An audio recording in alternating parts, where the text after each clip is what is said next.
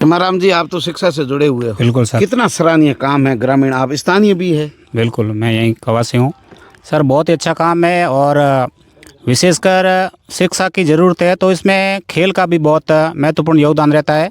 आज के समय में अगर अपन शिक्षा को बढ़ावा देना चाहते हैं तो उसके लिए खेल मैदान और खेल के अनेक इवेंट्स है, उसमें होना ज़रूरी है। तो इस के लिए इन ग्रामीणों ने और हमारे परिवार के लोगों ने, आसपास के लोगों ने बहुत अच्छा काम किया है।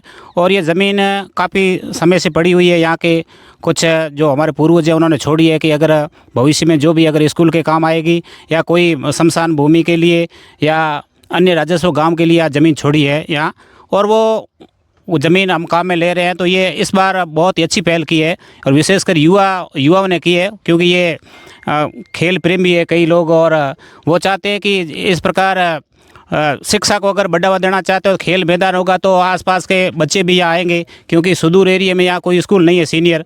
खेल का ये विकास हो जाएगा, खेल मैदान बन जाएगा तो अवश्य में वो बच्चे बहुत संख्या में आएंगे और प्रभाव लोग आएंगे और यहाँ स्टाफ की भी जो कमी है वो भी पूरी हो जाएगी, क्योंकि स्टाफ लोग हैं जो वो भी देखते हैं कि भाई स्कूल कैसा है और आसपास खेल का मैदान है कि नहीं है। इसको देखकर लोग, यहाँ टीचर्स लोग भी आते हैं। तो उम्मीद करते हैं कि ये जो खेल का मैदान बढ़ रहा है, क्योंकि मैं भी खेल से जुड़ा हुआ हूँ। पहले शारीरिक शिक्षक था और बाद में मैं इस लेक्चरर में आ गया और मेरा भी फुटबॉल से विशेष लगाव रहा है। तो हमारा जो एरिया है ये नेत्राड़, साइयों का तला, ये भादुओं का तला, ये विशेषकर फुटबॉल का एक हब कहा जाता है कि यहाँ से कई बच्चियाँ इस बार नेशनल खेले हैं। 2-3 साल से हम काफ़ी प्रयास कर रहे हैं। साइयों का तला में मैं हूँ और भादुओं का तला से ये हमारे अच्छे यहाँ बच्चे जाते हैं आगे खेलने के लिए, स्टेट लेवल पे जाते हैं। तो इन्होंने जो पहल की है बहुत ही सराहनीय है। हम इनकी भूरी भूरी प्रशंसा करते हैं।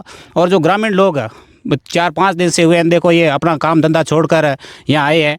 और ये ट्रैक्टर वाले इनके अपन मान लो एक दिन में काफ़ी मजदूरी कर लेते हैं, लेकिन इनके भी ये जुनून है मन में कि भाई ये अपना काम है, सार्वजनिक काम है और ये बहुत बड़ा पुण्य का काम है। धन्यवाद देना चाहूँगा इन सब जो ट्रैक्टर वाले हमारे भाई बंधु है, ये भी बहुत अच्छा कर रहे हैं और निस्वार्थ भाव से ये काम कर रहे हैं और इनको वास्तव में अपनी इनका मेहनत का पुण्य का फल मिलेगा, ऐसा मेरी उम्मीद है।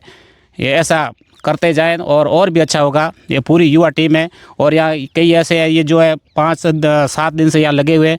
बहुत बड़ा बड़ा बिजनेस है कई बच्चों के, तो वो भी काम कर रहे हैं। तो ये बहुत बढ़िया। हाँ, ये वीरेंद्र है, जोगाराम है, मतलब हमारे नरेश जी एडवोकेट, मतलब सभी जो भाई बहन बहुत अच्छा काम धंधा छोड़ के 5 और 10 दिन से ये यहाँ लगे हुए हैं।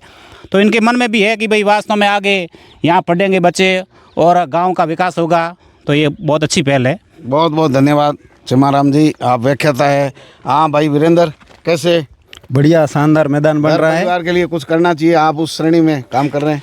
अब मैदान के लिए विशेष मतलब सारी टीम लगी हुई है। हाँ, विशेष धन्यवाद। तो सब अपना काम छोड़कर लगे हुए हैं, मतलब खुद का निजी सारा काम छोड़कर 8-10 दिन से लगे हुए हैं। उनके लिए सभी को विशेष धन्यवाद। धन्यवाद। नरेश जी, वकील साहब कैसे हैं? स्वागत है आपका। सबसे पहले आपका स्वागत तेजल मीडिया का हमारे इस भादुओं का तला विद्यालय के मुख्यालय पर। अच्छा, भादुओं के तले में तेजल मीडिया का स्वागत, अभिनंदन। हाँ बिल्कुल, ये पहल कितनी सराहनीय है? बहुत सराहनीय है। और जो आज के युवाओं ने पहल की, ये हमारे पूर्वजों की देन है, क्योंकि हमारे पूर्वजों ने भी इस ज़मीन को, ये ज़मीन 42 बीघा ज़मीन है, सेटलमेंट के टाइम भी उन लोगों ने सामूहिकता के रूप में, यहाँ गोदारा भी है, भानाराम जी गोदारा है, इनका घर है, ये जेठाराम जी बेरड है, यहाँ बेरडों की भी आबादी है, भादू भी है। तो इन्होंने जॉइंट रूप से 5 खातेदारों के नाम से इस ज़मीन को इस तरीके से रखा कि भविष्य में सार्वजनिक उपयोग के लिए आए, ताकि सरकार की ज़मीन छोड़ दे तो ये अलॉटमेंट हो जाती, किसी को 91 हो जाता, किसी को खातेदारी मिल जाती। इन्होंने सामूहिकता के रूप में रखी। ये आप वकील हो, ये मैं पहला उदाहरण सुन रहा हूँ। ये पहला उदाहरण है पूरे बाड़मेर जिले का। हाँ। ये पहला उदाहरण है जिन्होंने सेटलमेंट के टाइम सामूहिकता दिखाई। और हम आज उनके पूर्वज, 40 बीघा देनी बड़ी चीज है। हम उनके पूर्वज भी उस सामुदायिकता को निभा रहे हैं। ये सब अपना अपना जन सहयोग भी दे रहे हैं और समय भी दे रहे हैं। और उस टाइम जमीन पूर्वजों ने छोड़ी, उन्होंने भी सार्वजनिक उपयोग के लिए छोड़ी। और वो भामाशाह है इस विद्यालय परिवार के, उन्होंने विद्यालय के लिए भी दी और यहाँ ये शमशान घाट का है और अब बच्चों के खेल मैदान के लिए भी है। यहाँ पौधे भी लगेंगे, बड़ा मैदान भी होगा, नज़दीकी सार्वजनिक कोई समारोह होगा तो भी होगा। काफ़ी सुविधाएं भी है आपके। बिल्कुल, हमारे अच्छी सुविधा है। पहले ज़रूर बच्चों की स्ट्रेंथ की कमी है, बाकी यहाँ ज़मीन उपलब्ध है और ये सब सेंटर भी पहले स्वीकृत हुआ था। ये गंगाराम जी ने, हमारी स्कूल है पूर्व विधायक गंगाराम जी, उन्होंने प्राइमरी से मिडिल की थी और उस टाइम उन्होंने ये सब सेंटर भी किया था। वापस बीजेपी की सरकार आई, उन्होंने उस सब सेंटर को ख़त्म कर दिया। फिर हम कांग्रेस की सरकार आई तो हमने उनसे एक ही मांग की 5 साल में कि हमारे केवल स्कूल चाहिए, तो उन्होंने हमारी बात को माना और स्कूल 50 बच्चों के ऊपर इस विद्यालय को सीनियर किया है। मैं पूर्व विधायक स्वर्गीय गंगाराम जी, जिन्होंने इस प्रगति को आगे बढ़ाया, उससे पूर्व विधायक भगवान दास जी डोसी, जिन्होंने इस विद्यालय की शुभारंभ के लिए भी सहयोग किया था। जब भी ज़रूरत पड़ी है जनप्रतिनिधियों ने अच्छा सहयोग किया है। 12वीं किसने करवाई? 12वीं करवाई पद्माराम जी ने, 8वीं करवाई गंगाराम जी ने, और वर्तमान सरकार से उम्मीद है अच्छा स्टेडियम बना दे तो उनका शुक्रगुजार है। ये मांग है आपकी सरकार? हमारी ये मांग है सरकार से। तो भाई आप देख लो इनका जोश और जुनून, लेकिन ये बड़ा रोचक मामला सामने आया है। सरकारी ज़मीन गायों के लिए छोड़ दी, तालाब के लिए छोड़ दी, बहुत सुना था, लेकिन यहाँ के अलग अलग यानी बेर्ड परिवार है, गोदारा परिवार है, भादू परिवार है और इन तीनों के जॉइंट, तीनों के जॉइंट, इन परिवारों ने 42 बीघा सामूहिक रूप से ज़मीन छोड़ दी कि इसमें खेती नहीं करेंगे और ये कोई भी सरकारी प्रयोजन में काम में लेंगे और जॉइंट खातेदारी में, यानी वो ज़मीन तो खातेदारी के अंदर है। सबसे महत्वपूर्ण चीज़ है कि आज तक उनके 100 परिवार है, हाँ। एक भी इंच ज़मीन के ऊपर किसी ने कब्जा नहीं किया और नहीं इस ज़मीन के ऊपर तमन्ना रखते। ये सबसे बड़ी बात है।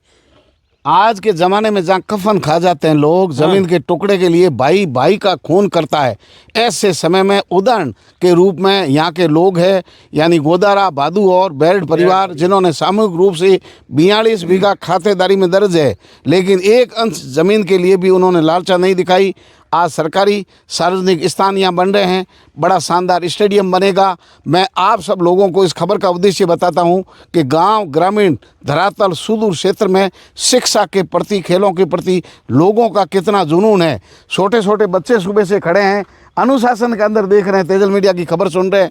आप देखिए पिछले 3-4 दिनों से इतने मैदान को सपाट किया गया है, उम्मीद जगी है। स्थानीय लोगों ने जिस तरीके से मेहनत, हिम्मत, ईमानदारी और करते हुए प्राणता दिखाई है, आप लोग भी जो खबर सुन रहे हैं, जनप्रतिनिधि, सरकार और भामाशाह इनके लिए आगे आए। आने वाले समय में उदाहरण के रूप में शानदार स्टेडियम यहाँ बनेगा। सराहनीय पहल है। जब लोग ज़मीनों के लिए कोर्ट और कचहरी में जा रहे हैं, लड़ रहे हैं, शमशान घाट और पहाड़ी बेच रहे हैं, तालाब बेच रहे हैं, उस समय में इन लोगों से प्रेरणा लेने की आवश्यकता है कि कैसे इनके पूर्वजों ने 42 बीघा ज़मीन को छोड़ा। आज तक उस ज़मीन पर लालचा नहीं आई, नज़र नहीं डाली। आज जितने झगड़े हो रहे हैं बेची हुई ज़मीन की कीमतें बढ़ने के बाद में, भाई भाई के खून का प्यासा है। ऐसे में इतना बड़ा दिल दिखाने वाले लोगों को हम सैल्यूट करते हैं। नमस्कार।